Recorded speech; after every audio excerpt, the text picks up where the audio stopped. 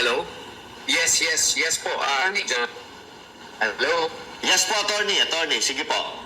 Okay. Yes, Pastor Apollo, sige. Ano po, essentially, ang gusto sana ni Pastor is that the Commission on Elections would exercise its motu proprio powers on its own in the light of the fact na marami masyadong complaints po sa online voting at saka dito sa domestic voting, no? Maski nga si Attorney Raul Lambino nung bumoto siya, hindi man lang na-reflect yung boto na gusto niya, no? Hindi talaga na-count yung boto niya, no? And then may overvoting, no? And then meron din tayong phenomenon na yung boto ni Senator Bongo, no, tumaas na, tapos na minusan ata ng ilang milyon yun. No, napakarami pong complaints. Kaya nga po, the Commission on Elections should exercise its motu proprio powers. No? And what is that? No?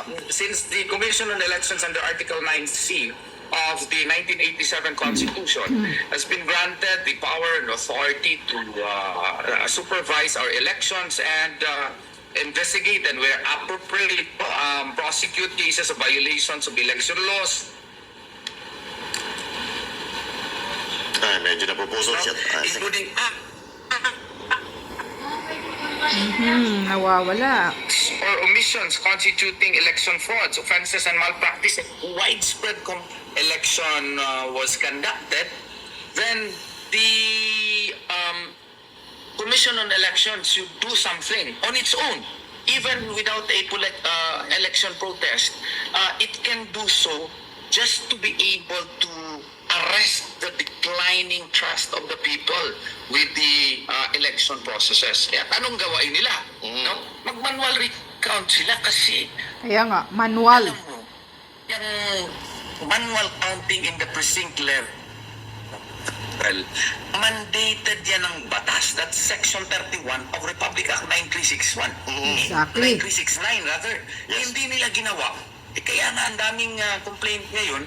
Kasi ang gawain natin through its motu proprio powers para manalig tayo na meron talaga tayong kumpiyansa dito sa Miro system nila.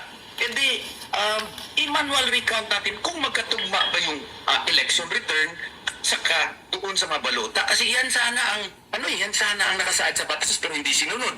Nagbayad Tama. nga tayo ng kaso, hindi sinunod. Nagpadala tayo ng iba't ibang letter sa kanila, wala man lang reply. So ngayon, para magkaroon ng kumpiyansa yung taong bayan, bakit hindi tayo at the very least magpili ng mga iba't ibang areas at kung meron tayong random manual audit, edi meron din tayong random manual post-audit. Kaya para through post-election, makikita natin kung tama ba talaga yung resulta na inilalabas ng ating mga ACM. Yun po. Yes po. Attorney, no? Ito po Correct. balik Manual. ni Pastor Apollo Sigibuloy, napakaganda. Pero ang problema natin, sumagot po dyan ang COMELEC at kung mamarapatin nyo, basahin ko po yung sagot niya at kunin ko po yung inyong opinion regarding dito. So ito po, ang sabi ni COMELEC Chairman George Garcia. Ang sabi niya dito, itong manual audit natin, batas po yan at kung magma-manual recount tayo, kailangan ng another batas. Kung sakali, kailangan din ng budget dahil manual recount ito. Kasi sino ang budget na naman. magre-recount? Ang mga guro. Kaya kailangan natin silang bigyan ng honorarya. Yan po ang kakailanganin sa isang manual recount. So, tama Laging po ba budget. ito? Or ano po ba ang opinion niyo po dito? Nasa batas, nasa konstitusyon nga natin na yung Commission on Elections has the exclusive power control to administer our elections. Nakasaad din doon na sa ating batas, meron talaga, klaro talaga, under Section 31, 9369, na dapat may manual counting of votes in the precinct level. And after that, electronic transmission na. Namkaput siya, hindi inimplementa. Ngayon, ang dami nang nagdududa ngayon sa kanilang sistema. Doon din sa online voting. Wala namang yan. Naggawa sila ng kanilang sariling resolusyon na walang batas. Sa online voting na walang batas. Kaya nga. Pwede. Tapos dito sa Biglaan random online voting sa OFW. manual post Gago ka audit, talaga, hindi pwede. George Kung Garcia. merong random manual audit, meron din dapat na itong ginagawa nila, hindi nga compliant with the rules eh. Biruin mo, kung mag-usap-usap tayo ng batas, under Section 11 of Republic Act 9369, naalala nyo, kailangan ng international certification. No, and this should be secured 3 months before the date of the electoral exercises. Wala nga yan na nangyari, hindi nga yan sinunod. Yan ha, may batas na nga yan, hindi sinunod.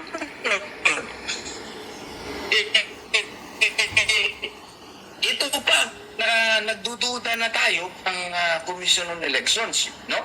Yan nga, ano bang instances na nag-exercise ng motu proprio powers yung COMELEC? Maski walang batas po yan na ano. O yung pag-create nila ng task force. Nung vote buying, di ba? Opo. Wala man yung batas. Nag-create sila on its own. Nag-create sila ng Kaya nga. kontrabigay. Opo. Oo. On its own, motu proprio powers yun.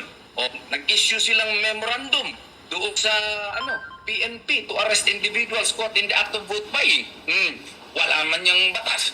But on its own, nag-issue sila ng motu proprio. Nag-issue sila ng directive na ganun. Yung pag-file nila ng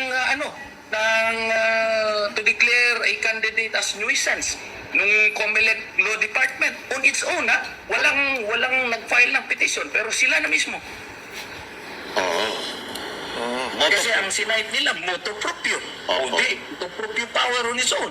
Dito ang daming nagdududa dito sa resulta kay Pastor. Imagine ha, ginawa siyang number 42 in 24 other places. Imagine that, mathematically, statistically improbable yan. Tingnan nga natin, i-open natin on its own yung COMELEC. Kung wala silang pang sweldo, yung mga members natin sa KOJC, i-volunteer natin. Meron lang silang Correct. supervisor na isa. Maraming members ng magtingin, QGC. At saka i-televise natin sa TV. Para makita natin kung totoo ba talaga yun. Can the COMELEC do that? Yes. Correct. Ang online voting nga, walang batas, ginawa nila. No. Dito, yung random manual audit is mandated by law. And therefore, by analogy, there should be random manual post-audit likewise. Yun po ang ating argumento dyan. Correct. RJ, question. Yan COMELEC. Kaya nga. Ano na daw, KOJC nang magbibilang. Wala na kayong dapat KOJC ipalusot. nang magbibilang. Correct. Ayan. George Garcia, since ang rason mo na nagdemand ngayon ang karamihan ng manual recounting, manual counting, ang sagot mo na kailangan ng budget. Budget talaga lagi ang mukha ang nasa bibig mo, para isahod mo sa mga teachers.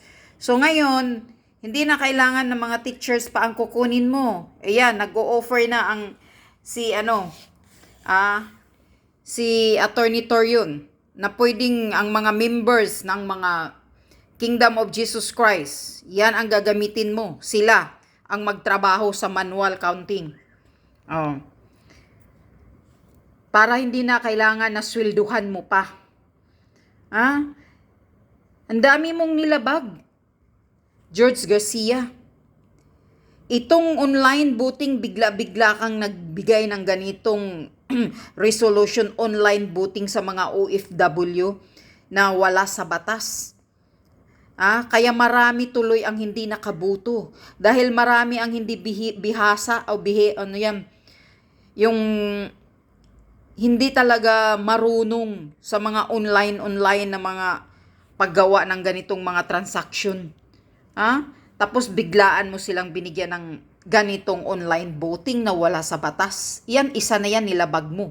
Itong manual counting na nasa batas, hindi mo kayang gawin. Dahil baka mahuhuli ang dayaan ninyo. Nga ayon pa, kay Attorney Glenn Chong, planchado na. Nakatatak na, manipulado na sa makina ang dayaan ninyo kung sino ang ipapanalo. Yun. Magtataka ka Si Bam Aquino, Ping Lacson, Tito Soto. Natalo pa si Pastor Kibuloy. Si Pastor Kibuloy na maraming supporter. Yung mga member of KOGC lang, ang dami-dami. Plus mga DDS pa. Plus yung mga nag-black voting pa, na street talaga sa Duterte 10. Maniniwala ka ba dyan? Ikaw, George Garcia, walang hiya ka talaga. Sabi pa talaga ni Atty. Glinchong, kakasuhan ka talaga niya ng impeachment. Ang dapat sa iyo dyan, George Garcia, mawala ka dyan sa Comelec kasi winawalang hiya mo ang sagrado naming boto. Ayaw mo ng transparent. Hindi mo nga binigyan ng mga resibo. Wala ngang resibo yung mga OFW na bumoto eh. Isa na ako, wala akong resibong nakuha. Kaya binababoy mo ang karapatan namin. Parang ikaw, George Garcia, ang nagtakda ng kinabukasan ng mga Pilipino na mamumuhay ng ganitong balahura sa mga politikong magnanakaw. Ikaw ang nagtakda eh. Ikaw ang naglagay ng pangbababoy. Ikaw ang nambababoy sa mga Pilipino dahil kayo Comelec. Ayon kay Atty. Glenchong, kayo ang dahilan sa mga paghihirap ng mga taong bayan dahil nakaupo itong mga walang hiya noon na mga politikong magnanakaw. Yan yun. Dahil, pinapanalo ninyo ang mga magnanakaw na mga politiko noon. Yun ang sinasabi ni Atty. Glenchong. Tapos ngayon, itong midterm election, walang naniniwala na number 2 si Bam Aquino. Lahat kami na nagba-black voting sa Duterte 10, nagdududa kami sa ganitong resulta. Kaya gagawin mo,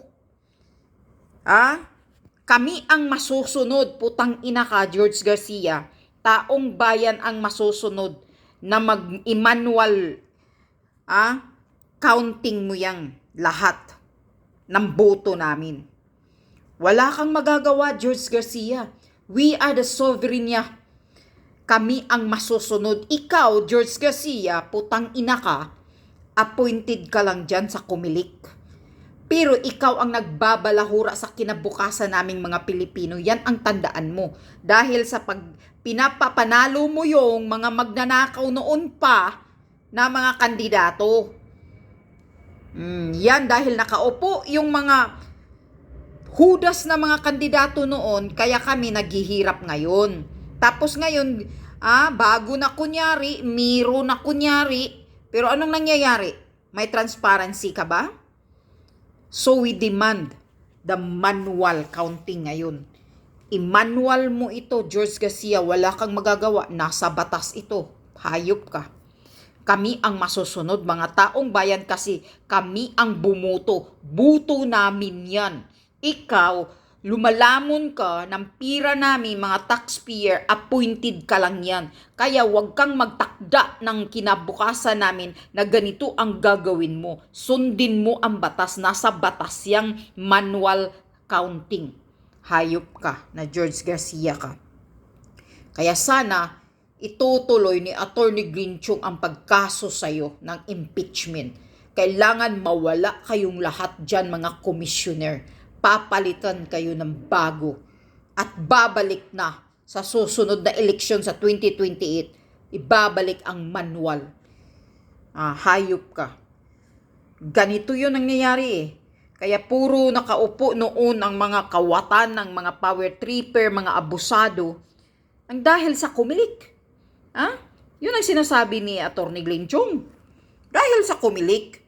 Kaya naghihirap ang taong bayan. Pinapapanalo niya ay yung mga hudas na mga politikong magnanakaw. Kaya tayo ang apektado, mga ordinaryong Pilipino.